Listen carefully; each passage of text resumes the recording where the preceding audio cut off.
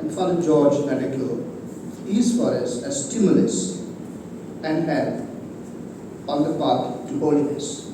Because we all know what kind of person Father George was. He was truly a holy, faith-filled, dedicated, joyful Salesian who lived a very simple life, firmly anchored on the gospel and our Salesian constitutions. He believed in self-discipline and remained firm on principles that made him truly authentic and very austere too. He was a true son of Don Bosco, who loved young people and worked tirelessly for their education, training, job placement, and accompaniment.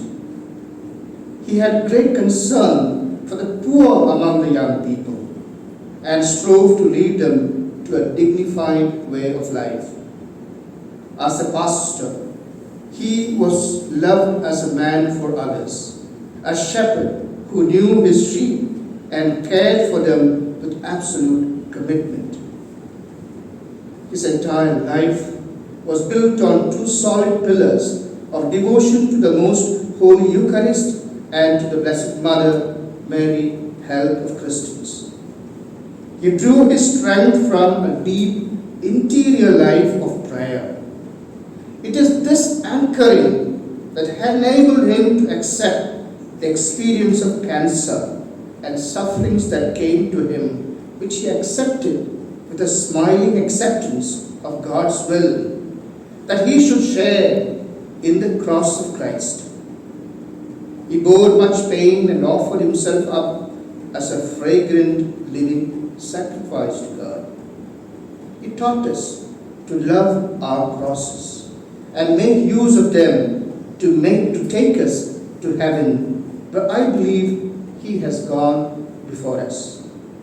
May the holy life of Father George Nadekal be an incentive for us to continue faithfully in our mission. Constitution Article 54 affirms the memory of departed confreres unites in a love that will not pass away those who are still pilgrims with those who are already resting in Christ. I thank all of you for coming together to remember our dear Father George Nadekal and keep alive our communion with him and pray that he may enjoy the fullness of life in the eternal presence of God, his angels and saints in heaven.